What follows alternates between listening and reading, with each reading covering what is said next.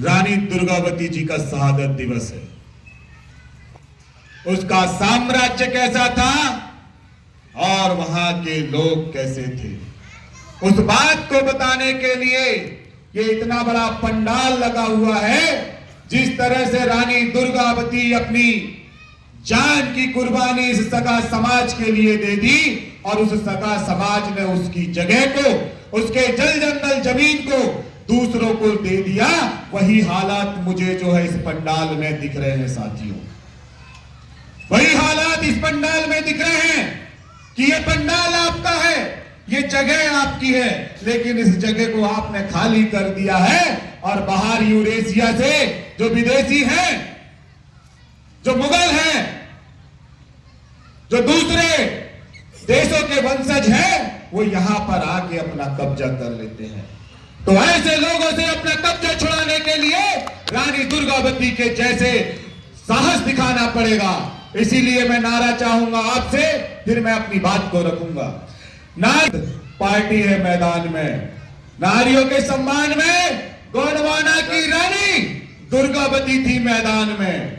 आप लोगों से मैं बोलूंगा कि नारियों के सम्मान में आप लोग के पास से आवाज आनी चाहिए कि दुर्गावती रानी थी मैदान में। नारियों के सम्मान में रानी दुर्गावती थी मैदान में। बताइए, जिस मात्र शक्तियों के लिए उस रानी दुर्गावती ने अपनी जान की कुर्बानी दे दी, लेकिन यहाँ पे जो मात्र शक्ति बैठी है उनके गले से आवाज भी नहीं निकल रही। यदि आप बोलेंगे तो मैं अभी अपनी बात को समाप्त करके मैं सिवनी चला जाऊंगा। यहां से 200-300 किलोमीटर दूर की दूरी तय करके मैं आपके पंडाल तक पहुंचा हूं। मैं कुछ लेने नहीं आया हूं, मैं आपके स्वाभिमान को जगाने आया हूं। और आपका स्वाभिमान जिस दिन जाग जाएगा, आपके बच्चे सुरक्षित हो जाएंगे, आपके बच्चों का भविष्य बन जाएगा। मैं उस बात को कहने आया हूं यहां पे। तो मैं नारा चाहूंगा, इसके बाद मैं अपनी बात को रखूंगा, क्योंकि नारा लगता है तो नरा गढ़ता है। आप सब लोग का नरा यही गढ़ा होगा। हमारे दादा प्रेम साहब हमारा भी बहुत कई बार जो है गा गा के बताते हैं कि जिसका नरा गढ़ा है तो उसको नार बोल दिए। नार मतलब गांव। नार, गांव का नाम कैसे गांव नार पड़ा? क्योंकि उसका नरा वहां गढ़ा था, इसीलिए नार बोल दिया। तो आप सब लोगों का यदि नरा यहां पे गढ़ा है तो इस नड्डे से आवाज निकलनी चाहिए। जैसे घर में गाली गलौज, लड़ाई झगड़ा सास बहू के बीच में होता है, तो वो लड़ाई झगड़ा आवाज आज इस मंच पर दिखनी चाहिए। तब समझ में आएगा कि रानी दुर्गावती का जो बलिदान था, उसका जो संघर्ष था, इस समाज के लिए था, और वो समाज आज भी उसको जिंदा रखा हुआ है और उसके जैसे ताकत अभी भी समाज में है। नारियों के सम्मान में रानी दुर्गावती थी मैदान में। नारियों के सम्मान में रानी दुर्गावती थी मैदान में। मैं बोलूंगा, नारी शक्ति जागेगी, सारी समस्या भागेगी। क्योंकि दुर्गावती आ गई ना आपके गांव में, नारी शक्ति जागेगी, सारी समस्या भागेगी। नारी शक्ति जागेगी, सारी समस्या भागेगी। अब मैं बोलूंगा, दुर्गावती बलिदान देकर 459वां वर्ष बाद जो है आपके नारियों की शक्तियों को बढ़ाएगी। दुर्गावती बलिदान देकर नारियों की शक्ति बढ़ाई थी। क्या बढ़ाई थी? नारियों की शक्ति बढ़ाई थी। दुर्गावती ने अपना बलिदान देकर नारी शक्ति बढ़ाई थी। दुर्गावती ने अपना बलिदान देकर नारी शक्ति बढ़ाई थी।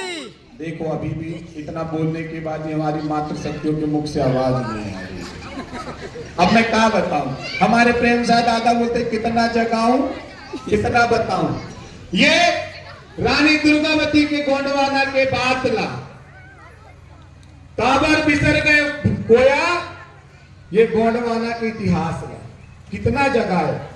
आज 45 साल हो गया दादा हमारे काका प्रेम साहब मरावी जी को आपके बीच में रात रात भर जागकर इस सगा समाज को, ST SC OBC को उसके हक अधिकार के विषय में बताते बताते कब जागोगे मेरे बाप, कब जागोगे मेरी मां? ये जागने का वक्त है। जिस सोने का वक्त खत्म हो गया, ये लड़ने का वक्त है, हथियार उठाने का वक्त आ गया। ये करना पड़ेगा आपको। आइए, बहुत बहुत धन्यवाद। हमारे बीच में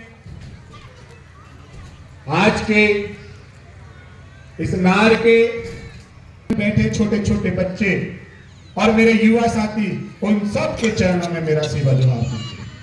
साथियों, आज बहुत गंभीर है और मेरी आवाज जाने के बाद में भी जो महिलाएं, जो पुरुष बाहर घूम रहे हैं, ये समझ जाना उनका आने वाला भविष्य खतरे में है, इसीलिए वो बाहर है। यदि अपने भविष्य को सुरक्षित करना चाहते हैं तो रानी दुर्गावती के जैसे वो ताकत, वो साहस, वो हिम्मत लेके आना पड़ेगा, क्योंकि दुश्मन आपके सर पे खड़ा है। साथियों, दुश्मन आपके सर पे खड़ा है। ये हमको जब भारत देश आजाद नहीं हुआ था, 1950 जब भारतीय संविधान बना और 15 अगस्त 1947 जब भारत देश आजाद हुआ था, तो जुलाई में हमारी रानी दुर्गावती, जो इस गोंडवाना साम्राज्य के लिए, यहाँ के वंशजों के लिए, यहाँ की संपदा के लिए, यहाँ के जल जंगल जमीन के लिए हंसते हंसते कुर्बान कर दिया अपने आप। आज उसकी बहादुरी को याद करने का दिन है। उसके समय में सोने के सिक्के चला करते थे, स्वर्णिम इतिहास था रानी दुर्गावती का। लेकिन जैसे भारत देश आजाद होता है और 26 जनवरी 1950 को इसी गोंडवाना के मालिकों को 3-4 टुकड़ों में बांट दिया जाता है। आज वो अपने आप को बड़े गर्व से बोलता है कि मैं ओबीसी का हूं, वो अपने आप को बड़े गर्व से बोलता है कि मैं एससी का हूं, और हम भी अपने आप को बड़े गर्व से बोलते हैं कि मैं एसटी का हूं। ये क्यों नहीं बोलते कि हम इस गोंडवाना के असली धरोहर हैं, इस गोंडवाना के वंशज हैं और यहाँ की जल जंगल जमीन हमारी है, इस पे हमारा अधिकार है। ये क्यों नहीं बोलते कि जिसकी जितनी संख्या भारी उसकी इतनी हिस्सेदारी होनी चाहिए? ये नहीं बोलते। क्यों? क्योंकि जब जुलाई 1947 को अंतिम जो गवर्नर था माउंटबेटन, जब भारत देश आजाद हो रहा था, तो हमारे 258 रियासत के राजा रानी बैठे थे।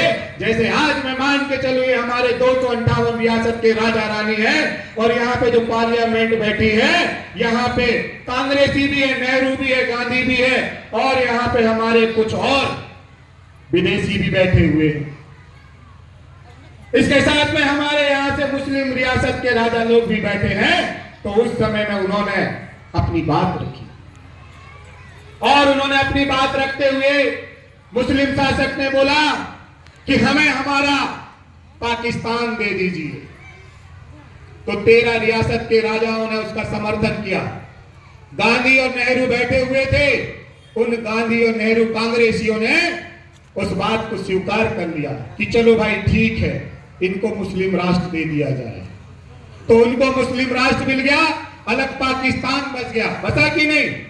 फिर इसके बाद हमारे जो 258 रियासत के राजा महाराजा बैठे हुए थे, उन 258 रियासत के राजा महाराजाओं ने भी अपनी बात रखी। उन्होंने बोला कि हमको हमारा गोंडवाना राष्ट्र दे दीजिए।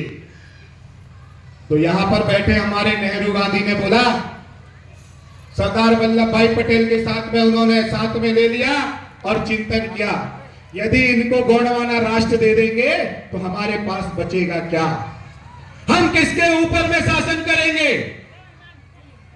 तो उन्होंने मान के चलिए हमारे माउंटबेटन है, जब भारत देश आजाद नहीं हुआ था तो उस समय ये गवर्नर थे, तो उनसे बोला, श्रीमान जी जब आप यहां पर शासन करने आए थे तो ये अपने किले, महल, अटारी, अपनी शान और शौकत छोड़कर कहां चले गए? पहाड़ जंगल की ओर। तो सबसे ज्यादा एसटी, एससी, ओबीसी कहां बसता है? पहाड़ जंगल की ओर बसता है ना। शहर की ओर कौन बसा? कौन बसा? इसको चिंतन करने का विषय है, इस चीज को चिंतन करना का विषय है। तो वहां पर फिर ये जैसे 258 रियासत के राजा रानियां बैठे हुए हैं, तो इन्होंने बोला कि बात तो सही है, जब आक्रमण हुआ तो हम पहाड़ जंगल की ओर चले गए, तो हमको इस राष्ट्र को चलाने के लिए शिक्षित होना पड़ेगा, तो हमको 10 साल का आरक्षण दिया साहब, 10 साल का आरक्षण दिया। और ये जो टिंडोरी जिला है 1874 के तहत, किसके तहत? 1874, जब भारत देश आजाद नहीं हुआ था उससे पहले ये कौन सा जिला था? अनुसूचित जिला था, ये आदिवासियों का जिला था, और वहां पर रहने वाले एसटी, एससी, ओबीसी सभी उसके दायरे में आते थे। तब उसको एसटी को अलग नहीं किया था, ओबीसी को अलग नहीं किया था, एससी को अलग नहीं किया गया था, सब एक थे, सब एक थे साथियों। लेकिन उसको बदल दिया गया और उनको शिक्षित करने के बाद उनको उनका राजपाट दे देना, ऐसा माउंटबेटन बोलकर चले गए। और जो जल जंगल जमीन की लड़ाई रानी दुर्गावती ने लड़ी, टंटिया मामा बिरसा मुंडा ने वो लड़ाई को लड़ा, और उस लड़ाई को लड़ते लड़ते हम यहां पर आए। लेकिन बड़ा अफसोस होता है जब हमारी बहन बेटियों की इज्जत पर जो है लगातार प्रहार होते हैं, उनकी संस्कृति, उनकी रूढ़ी प्रथा जो 13(3) का बोलता है उस पर प्रहार होते हैं। लेकिन हमको पढ़ाया नहीं गया। जो मातृ शिक्षा, मातृभाषा में जो शिक्षा मिलनी थी वो मातृभाषा में हमको शिक्षा नहीं दी गई, हमें अंग्रेजी और हिंदी में पढ़ाया गया। और आज भी हम शिक्षित नहीं हुए हैं, आज भी हम शिक्षित नहीं हुए हैं। अच्छा मुझे यहाँ पे बता दो, जो लाडली बहना योजना में कितनी महिलाओं ने फॉर्म डाला है? हाथ खड़ा करो जरा, सच्ची सच्ची बताना। इसकी जानकारी होती तो आप लाडली बहना योजना में फॉर्म भरने नहीं जाते। आप सबसे पहले उस भाजपा सरकार से पूछते कि 15-15 लाख रुपए पहले आपने वादा किया था, पहले उसको खाते में डालो, फिर 1000 की बात करना। क्या आप लोगों ने पूछा? नहीं पूछा। कांग्रेस अभी 1500 रुपए की बात कर रही है। कांग्रेस से पूछिए आप, आपने किसानों का कर्जा माफ करने की बात बोली, क्या आपने किया? सारे किसानों को आपने डिफॉल्टर कर दिया। अभी वो सब वोट लेने आएंगे। उन विधायक सांसदों से पूछिए, गोंडवाना गणतंत्र पार्टी को नई पार्टी बनाने की आवश्यकता नहीं थी और नहीं बनती, लेकिन आप लोगों ने काम नहीं किया। आप लोगों ने इस गांव को रोजगार की व्यवस्था नहीं दी, इस गांव के लोगों के हाथ में काम नहीं दिया, इस गांव के लोगों की खेती को सिंचित नहीं किया, इस गांव के लोगों के लिए भविष्य का आपने तय नहीं किया। इसलिए गोंडवाना खड़ी है, इसलिए गोंडवाना खड़ी है, इसीलिए गोंडवाना खड़ी है क्योंकि कांग्रेस भाजपा दोनों भाई भाई, और इन्होंने मिल बांट के इस गोंडवाना की रबड़ी को खाई। सही है। इसीलिए गोंडवाना आपसे लड़ने मैदान पे है आई। 2023 आ गया है, आपको पूछना होगा उस विधायक से, उस सांसद से कि 5 साल तो आपके निकल गए, क्या आपने 5 साल में हमारे बच्चों के लिए, हमारी महिलाओं के लिए कोई रोजगार की व्यवस्था की? नहीं की। हमारी महिलाओं का ब्रेन विकसित नहीं कर पाए, हमारे पुरुषों का ब्रेन विकसित नहीं कर पाए। कितने लोग अपनी अपनी पत्नियों को 1000 रुपए लेने के लिए गए थे बताओ? उन्होंने तो हाथ खड़ा कर दिया। आप लोग लेके गए थे ना, दोनों हाथ खड़ा करो। नहीं नहीं ये डॉक्यूमेंट्स भी लगेगा, नहीं नहीं ये लगेगा, नहीं नहीं वो लगेगा, ये जाओ, नहीं नहीं ये वाली दुकान जाओ, ये बंद है। कितने लोग? हाथ खड़ा करो ईमानदारी से, हाथ खड़ा करो, हाथ खड़ा करो भाई, सच सच बताना। आपने ये बात क्यों नहीं पूछी कि 2 करोड़ लोगों को रोजगार देने की बात की थी? क्यों सर जी? वो 2 करोड़ लोगों को रोजगार दिया? नहीं दिया, नहीं दिया ना। तो आप किस चीज की बात कर रहे हैं? क्या वादे करेंगे? तुम क्या हो? घोषणा की सरकार हो। घोषणा करते करते हमारे जो टैक्स का पैसा है, हमारे जीएसटी का पैसा है, जिससे हमारी रोड बनती है, जिससे हमारे स्कूल की बिल्डिंगें बन रही हैं, जिससे सरकारी कर्मचारियों को पेमेंट तनख्वाह मिल रही है, वो हमारी कमाई का पैसा है, इस देश के मालिकों का पैसा है, इस देश की जनता का पैसा है। तुम कैसे कर्जे में उड़ा रहे हो? सही बात। हमको काम देते, यदि रोजगार की बात करते, मनरेगा के तहत यदि आपको काम मिलता तो 250 से लेके 300 रुपए दिन रोजी मिलती। आपने उसकी मांग नहीं की, महज 1000 रुपए महीना मतलब 33 रुपए दिन। कितना? 33 रुपए दिन। 33 रुपए दिन। अब मैं पूछना चाहूंगा कि मेरी महिलाओं की, मेरे समाज की महिलाओं की, मेरे गोंडवाना की मालिकिनों की, जिनके कमर में आधा किलो के चांदी के क्या होते थे, क्या बोलते, कमरबंद, गले में वो सुतिया पहनती थी, यदि आपने विकास किया है, अमृत महोत्सव बनाया है, तो आजादी दुर्रानी दुर्गावती के समय हमारी महिलाओं के पास में आधा 1 किलो के सोने के चांदी के जेवर हुआ करते थे। आज विकास हुआ है तो वो 10 20 किलो के हो जाने थे। क्या हुए? नहीं हुए। वो भी कमर से बिक गए, वो भी कमर से बिक गए। ये था कांग्रेस और भाजपा का जो विकास था। लेकिन आप लोग कब समझेंगे? आप लोग कब समझेंगे? ये हमारा प्रश्न है। क्योंकि गोंडवाना गणतंत्र पार्टी ने 3 विधायक दिए थे और 3 विधायक में आज आपको जो जल जंगल जमीन के तहत जो पट्टा मिल रहा है, पट्टा मिल रहा है ना, वो पट्टा एससी को भी मिल रहा है, वो पट्टा ओबीसी को भी मिल रहा है, वो पट्टा समान वर्ग को भी मिल रहा है, वो पट्टा आदिवासी को भी मिल रहा है। तो क्यों ना गोंडवाना गणतंत्र पार्टी का फिर से विधायक बनाया जाए? और फिर से विधायक आप बनाते हो तो जो अनुच्छेद 275, मैं आर्टिकल के साथ बता रहा हूं, लिख लेना। भारतीय संविधान में अनुच्छेद 275 के तहत एसटी एससी ओबीसी के सब प्लान का पैसा आता है, जो उसके शिक्षा, उसके स्वास्थ्य, उसके रोजगार के लिए वो खर्चा किया जाता है। लेकिन माननीय मंत्री महोदय जी, माननीय विधायक महोदय जी 75 सालों से उस आदिवासियों के विकास का पैसा अपनी यात्राओं में, अपनी बड़ी बड़ी सभाओं में और उसको लूटपाट करने में 1000 घोषणाएं कर रहे हैं। हमको 1000 चीज नहीं चाहिए, हमारी मात्र एक ही मांग है, हमारे जल जंगल जमीन का अधिकार हमको दे दो, हम शासन चला देंगे। उसकी मांग आपको करना होगा।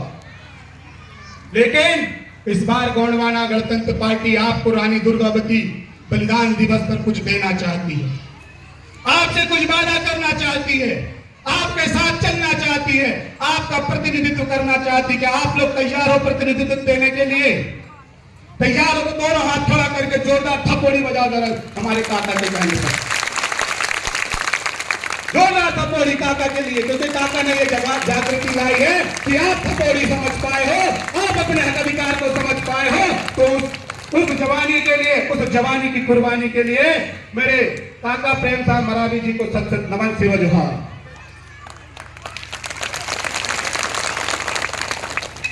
अब क्या देगी गोंडवाना?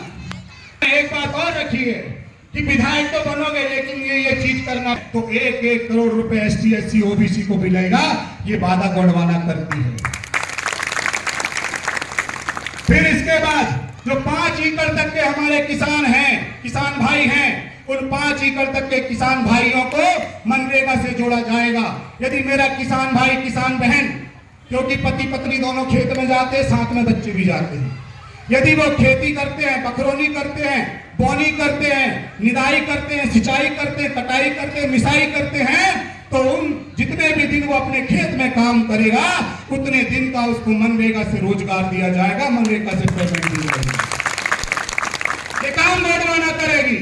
इसके बाद जो बड़े बड़े डैम बनाकर आदिवासियों को विस्थापित किए जा रहे हैं, बड़ी बड़ी योजनाएं लाकर, चाहे वो बांधवगढ़ का हो, चाहे वो कान्हा नेशनल पार्क का हो, चाहे पेंच नेशनल पार्क का हो, चाहे वो सागर की बात हो, क्योंकि मैं पूरा मध्य प्रदेश भ्रमण करता हूं, कहां कहां से आदिवासियों को विस्थापित किया जा रहा है मुझे मालूम है।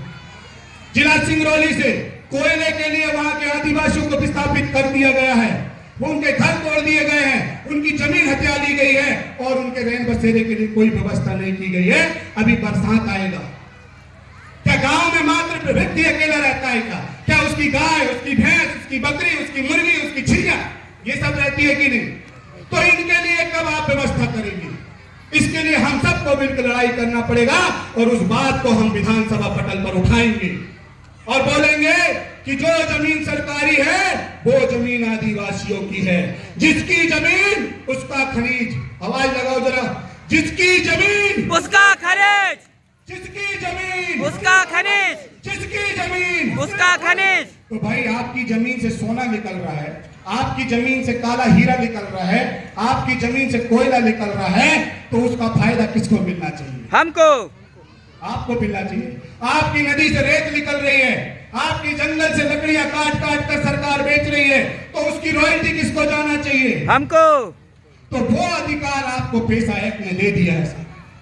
आप पैसा एक्ट के तहत आप ग्राम सभा बनाइए, उसमें प्रस्ताव करिए कि सबसे पहले गोंड गोंडी गोंडवाना, सबसे पहले गोंडी भाषा जो पाना पारसी भाषा है उसकी मांग करिए।